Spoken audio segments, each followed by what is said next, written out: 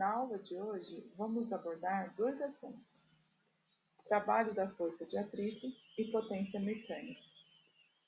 A teoria referente aos assuntos estudados na aula de hoje está no caderno 4, na página 104.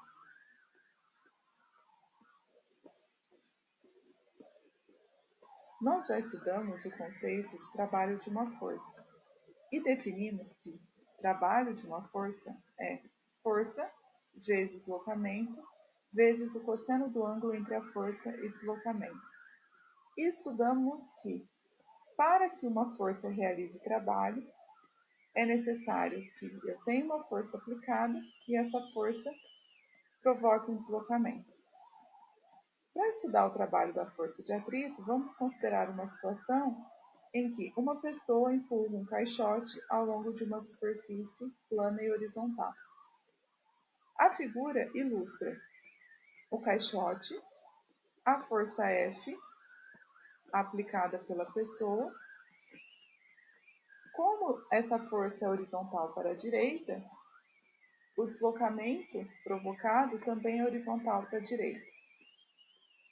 Como existe atrito entre o caixote e a superfície, nós temos que, por definição, a força de atrito é contrária à tendência de escorregamento. Então, a força de atrito, nesse caso, é horizontal para a esquerda. Aplicando a definição do trabalho de uma força, trabalho é igual a força vezes deslocamento vezes o cosseno do ângulo entre a força e o deslocamento, nós podemos calcular o trabalho da força de atrito. Então, o trabalho da força de atrito é igual Φ, a força de atrito, vezes o deslocamento, vezes o cosseno do ângulo. O ângulo entre a força de atrito e o deslocamento, na situação representada na figura, é 180 graus. O cosseno de 180 vale menos 1. Multiplicando, então, Φ vezes D vezes menos 1, nós podemos escrever que o trabalho da força de atrito é igual a menos Φ vezes D, menos a força de atrito vezes o deslocamento. O trabalho da força de atrito é negativo.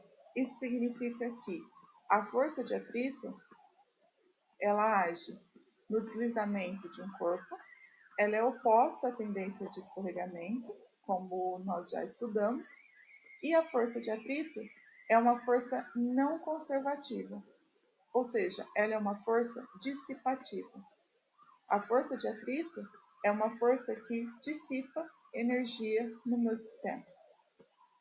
No sistema internacional, nós determinamos o trabalho como uma forma de energia e a unidade de medida de trabalho no sistema internacional é Joule, representado pela letra J maiúscula, como nós já definimos na aula de trabalho de uma força.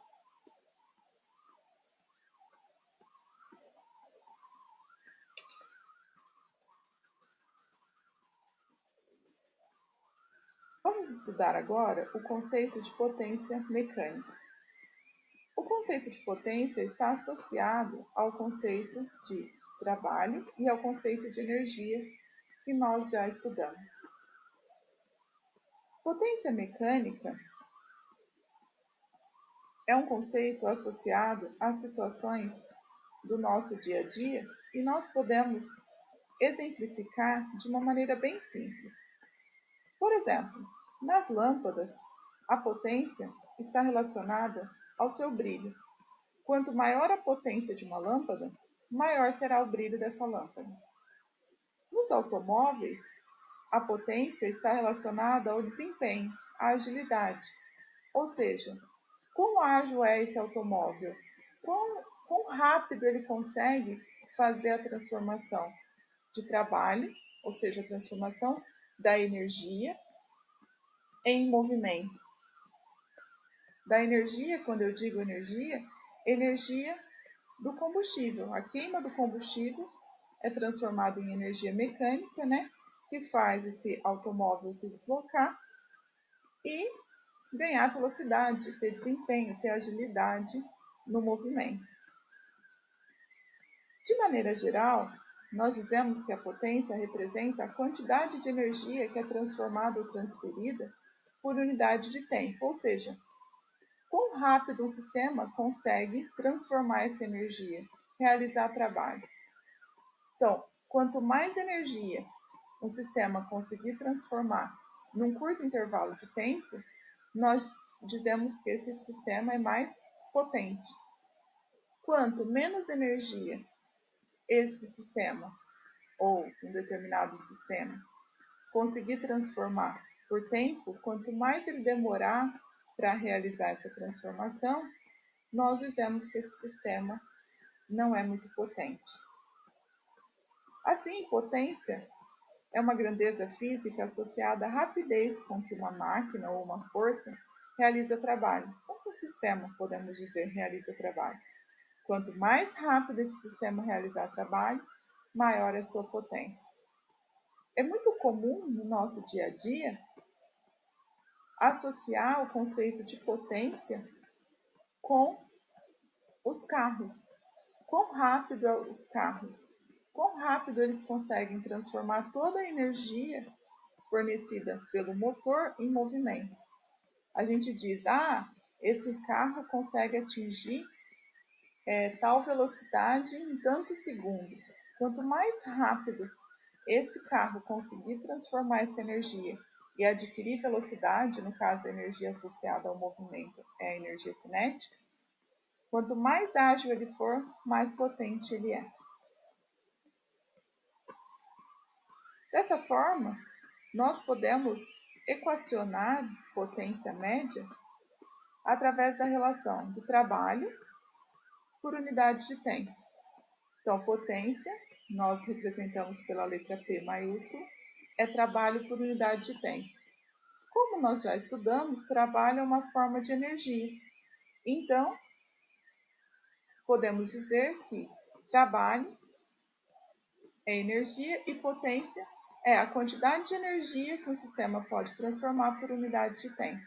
Lembrando que essa energia ela pode ser mecânica, ela pode ser elétrica, ela pode ser térmica, ela pode ser radiante, certo?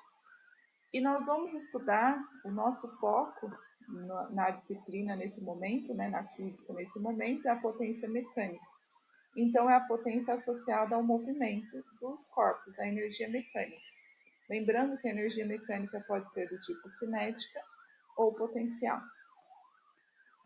Como potência é trabalho por unidade de tempo, no sistema internacional, a unidade de potência é watt, representado pela letra W maiúscula.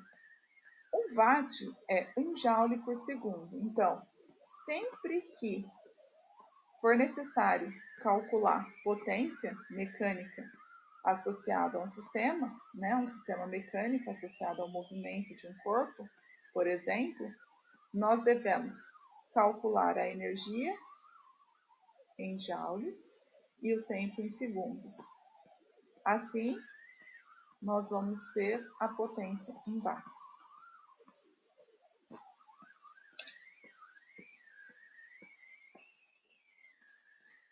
No caso específico da indústria automobilística, a potência dos motores dos automóveis é dada em CV. CV é cavalo-vapor, ou HP, horsepower. São duas unidades de medida de potência, potência mecânica, muito utilizada no nosso dia a dia. No caso de automóveis, quando vamos citar como exemplo a potência do motor, por exemplo, de um carro. Só que cavalo, vapor e horsepower não são unidades de medida do sistema internacional. A unidade de medida do sistema internacional de potência é o watt.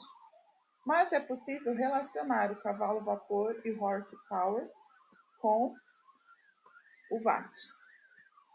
Um cavalo-vapor corresponde a 735 watts e um horsepower, um HP, corresponde a 746 watts. As unidades de medida, a relação entre essas unidades, São próximas, mas não são iguais, certo? Existem ainda outras unidades de medida de potência e energia muito utilizadas na prática, no nosso dia a dia, embora essas unidades não façam parte do sistema internacional. Lembrando, unidade de medida de energia no sistema internacional é Joule e de potência é Watt.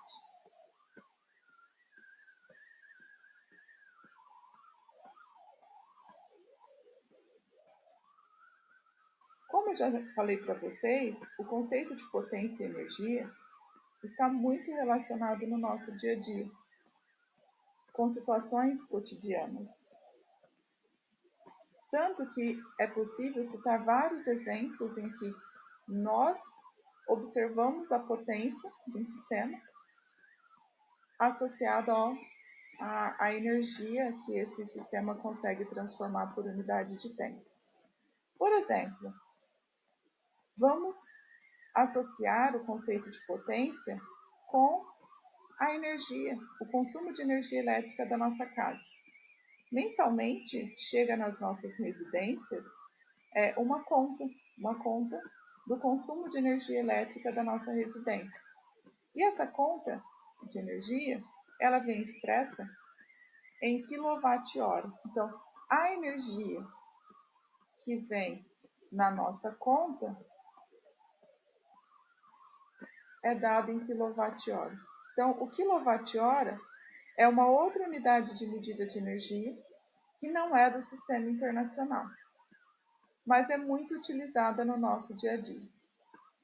Para conseguir entender esse consumo de energia dado em quilowatt-hora na nossa conta de energia mensal, né? Vamos citar como exemplo um chuveiro elétrico. Na embalagem do chuveiro, ou mesmo no chuveiro, está descrito, né, a potência desse chuveiro. Então, vamos considerar um chuveiro que tem 4.000 watts de potência. Aqui, o 1.000, nós vamos representar pelo prefixo quilo. Então, um chuveiro que tem 4.000 watts de potência tem 4 kW de potência. Considerando que esse chuveiro foi utilizado para um banho de 15 minutos, transformando 15 minutos em horas, então como que eu transformo um minuto em hora? Divido por 60. Eu tenho que esse chuveiro foi utilizado em 0,25 horas, um quarto de hora. Para determinar o consumo de energia desse chuveiro, nós utilizamos a seguinte equação. ΔE é P vezes ΔT. Essa equação vem da definição de potência. Potência é energia por tempo. Se eu passar o ΔT que está dividindo e multiplicando, eu posso escrever a equação que permite calcular o consumo de energia elétrica de cada aparelho elétrico, eletrodoméstico que nós temos em casa. Então, olha só, para determinar a energia consumida por aquele aparelho, basta multiplicar a potência do aparelho, potência sempre em quilowatt, pelo tempo em hora. Quilowatt vezes hora, então no caso do chuveiro, 4 kW de potência foi utilizado para um banho de 15 minutos, que é 0,25 horas. Nós temos que o consumo de energia desse chuveiro por um banho de 15 minutos foi de 1 kWh. Então, o relógio lá, que nós chamamos, né, que mede o consumo de energia elétrica da nossa residência, ele faz esse cálculo, certo? Qual é a potência, né, daquele equipamento vezes o tempo de consumo. Vai somando o consumo de energia de cada um dos aparelhos elétricos que nós temos em casa, né, que nós vamos utilizando ao longo do mês, e no final do mês tem um consumo de energia dado em quilowatt-hora. Aí a companhia, né, de energia da região, do local, tem um valor, né, tabelado para o quilowatt-hora. Aí tem as bandeiras de acréscimo, dependendo da época do ano, que está com o reservatório, o nível do reservatório, né, alto ou baixo, tudo depende da condição climática, né, da época do ano. O valor do quilowatt-hora aí tem uma taxa de acréscimo ou não, por conta da quantidade de energia. 1 kWh não é unidade de medida de energia, como eu disse, no sistema internacional. A unidade de medida de energia do sistema internacional é o Joule. Então, para transformar 1 kWh, saber, né, a relação entre o kWh e o Joule, a gente precisa reescrever, 1 kW é 1000 watts de potência, 1 hora 3.600 segundos. Watt vezes segundo é Joule. Então, 1 kWh corresponde a 3,6 vezes 10 a sexta joules de energia, certo? As unidades de medida de energia, não só no sistema internacional, como outras unidades usuais de energia, estão presentes, como eu já disse, no nosso dia a dia. Uma outra unidade de energia muito utilizada no nosso dia a dia é a caloria. A caloria é uma unidade de medida de energia que está presente no rótulo dos alimentos, certo? Então, por exemplo, se eu for pegar a embalagem de qualquer alimento aí, que tem um rótulo, né, de tabela nutricional, tem uma quantidade de energia relacionada ao consumo daquele alimento. E tem a relação entre caloria e joule. Então, caloria é uma outra unidade de medida de energia muito utilizada. Geralmente é uma energia relacionada com variação de temperatura, está associada na física, com os conceitos físicos que nós estudamos com as mudanças de fase, estado sólido, líquido de vapor, que vocês vão estudar no segundo ano do ensino médio, é uma unidade de medida de energia expressa em calorias. A caloria, assim como o quilowatt-hora, tem uma relação com o joule, que é a unidade de medida do sistema internacional. Ela é muito utilizada por médicos e nutricionistas, como eu disse, a caloria, por ela estar associada à quantidade de energia, né, fornecida pelos alimentos, né, quando a gente consome um alimento, a gente está consumindo energia. Ela é muito utilizada em programas de emagrecimento, tabela nutricional, né, é fornecida aí por médicos e nutricionistas. E, na verdade, essas tabelas, elas não trazem a caloria direto, né? Que é representada a caloria, nós representamos por K, minúsculo. Muitas vezes, essas tabelas nutricionais, elas trazem as unidades de medida de energia em kcal. A gente diz que é quilocaloria, certo? K é o prefixo, lá da tabela dos prefixos de quilo, quilocaloria. 1 quilocaloria, né, corresponde a 1000 calorias. Então, 1 quilocaloria, 1000 calorias de energia. Então, caloria é uma outra forma de energia que nós temos associada ao nosso sistema.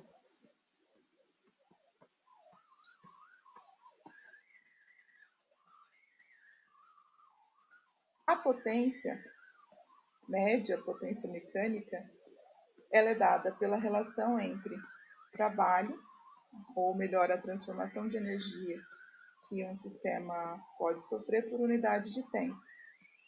Então, vamos partir da definição de trabalho para escrever a relação de potência mecânica com a força, grandeza física, força. Então, partindo da definição de trabalho é força vezes deslocamento vezes o cosseno do ângulo, e considerando uma situação em que a força tem a mesma direção do deslocamento, então o ângulo entre a força e o deslocamento é zero, nós temos que o cosseno de θ vale 1, então nós podemos escrever que trabalho é força vezes deslocamento. Dividindo ambos os lados dessa equação por ΔT, ou seja, por unidade de tempo, nós podemos escrever que trabalho por ΔT igual a força vezes deslocamento por ΔT. Trabalho por unidade de tempo, que é energia por unidade de tempo, é a definição de potência média.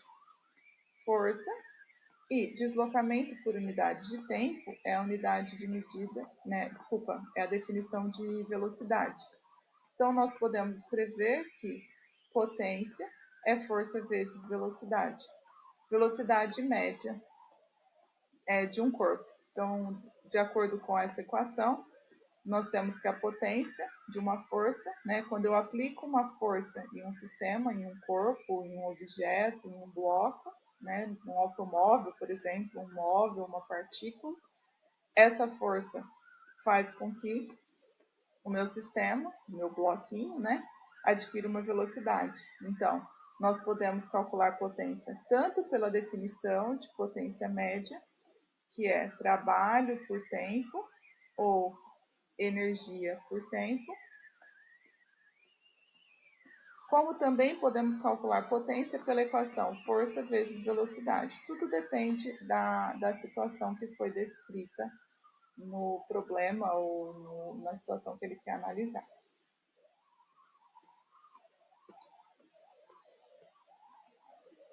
Quando nós falamos de máquinas, né, nós temos que a máquina, qualquer máquina, é um sistema físico que transforma uma energia em outra, certo?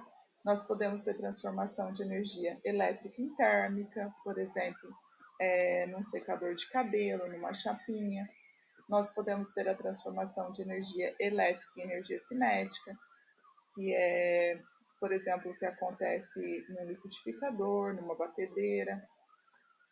Nós podemos ter a transformação de energia elétrica em outros tipos de energia, por exemplo, energia mecânica. Num carro, nós podemos ter a transformação de uma energia em outra. Então, de uma maneira geral, falando das transformações de energia que podem ocorrer num sistema, nós chamamos esses sistemas em que ocorrem as transformações de máquina. Nas máquinas reais, nós sabemos o quê? Que ocorre a transformação de energia, mas parte da energia recebida é dissipada internamente na forma de calor, seja por aquecimento das partes, seja por atrito. Lembra, atrito é uma força não conservativa, uma força dissipativa. Então, uma forma de dissipar energia também é por atrito entre as partes, as peças ali do meu sistema.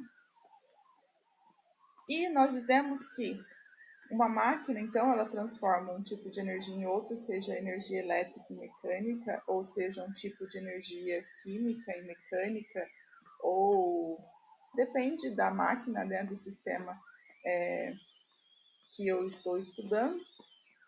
E uma máquina, ela nunca consegue fazer 100%, né, transformar 100% da energia. Então, nós dizemos que a potência total é a energia que a máquina recebe por unidade de tempo. No caso, por exemplo, das máquinas que recebem energia elétrica, a potência total está associada com a energia elétrica. Essa máquina utiliza parte dessa energia total, né, dessa potência que ela recebe para o seu funcionamento, que é, por exemplo, quando eu falo uma máquina que recebeu energia elétrica e transformou em algum outro tipo de energia, por exemplo, energia luminosa. Recebeu energia elétrica e transformou em energia luminosa. Uma lâmpada, por exemplo. Só que ela não consegue converter 100% dessa energia que ela recebeu em energia luminosa. Parte dessa energia nós dizemos que é dissipada. Por exemplo, uma lâmpada, ela transforma energia elétrica em energia luminosa, só que ela também aquece. Então, parte dessa energia elétrica é dissipada na forma de aquecimento, certo? Então, não existe nenhuma máquina perfeita que transforme integralmente toda a energia que ela recebe, que nós associamos com a potência total dessa máquina, no tipo de energia que ela consegue transformar, que ela tem essa capacidade de transformar, né? Parte dessa energia é dissipada. Então, para as máquinas, né, para os sistemas que nós vamos estudar, nós podemos escrever que a potência total é a potência útil mais a potência dissipada. Então, a potência total é o que ela recebe, a potência útil é o que ela aproveita, o que ela utiliza, o que ela não utiliza, ela dissipa, certo? Na forma, por exemplo, de calor ou atrito.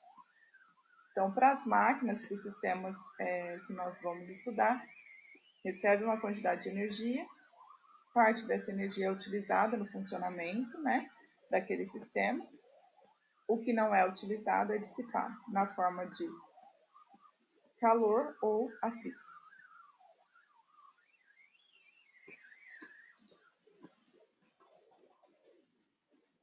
Quando nós vamos estudar, então, o princípio de funcionamento das máquinas, nós podemos calcular uma medida do quanto de energia essa máquina consegue aproveitar, do tanto de energia que ela recebeu que ela consegue aproveitar. Essa relação, né, essa grandeza que mede o quanto de energia essa máquina conseguiu aproveitar, nós chamamos de rendimento. Rendimento é representado por essa letra grega aqui, ó, eta, tá? Que parece um N com a perninha puxada, tá? Mas é uma letra grega, que representa rendimento. Como nós calculamos o rendimento de uma máquina?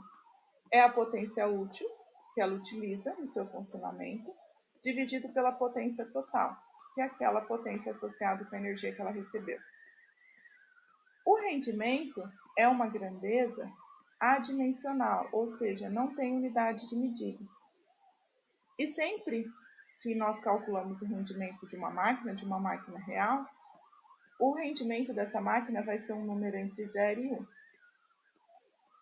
O rendimento igual a 1 significa o quê? Que a potência útil é igual à potência total. E está dizendo o quê? Que a máquina consegue transformar tudo que ela recebe de energia. Essa é uma máquina que nós dizemos que ela é ideal, ou seja, ela não é real. Nós não temos nenhuma máquina, na prática, né, uma máquina que consegue transformar, utilizar toda a energia, né, que ela recebe. As máquinas do nosso dia a dia, as máquinas reais, elas conseguem transformar parte da energia, outra parte é dissipada, certo? Por isso, nós dizemos que a máquina que tem rendimento igual a 1, ou em porcentagem 100%, ela é uma máquina ideal. Essa máquina não existe. Na prática, as máquinas reais têm rendimento entre 0 e 1. Para determinar o rendimento em porcentagem, nós calculamos, né, essa divisão da potência útil dividido pela potência dissipada. Como eu disse, nós vamos obter um número entre 0 e 1, multiplica por 100% e consegue determinar o rendimento, né, o valor dessa grandeza física denominada rendimento em porcentagem. Ou seja, quantos por cento que uma máquina real consegue transformar da energia que ela recebe em uma energia útil, algo que ela vai utilizar para o seu funcionamento.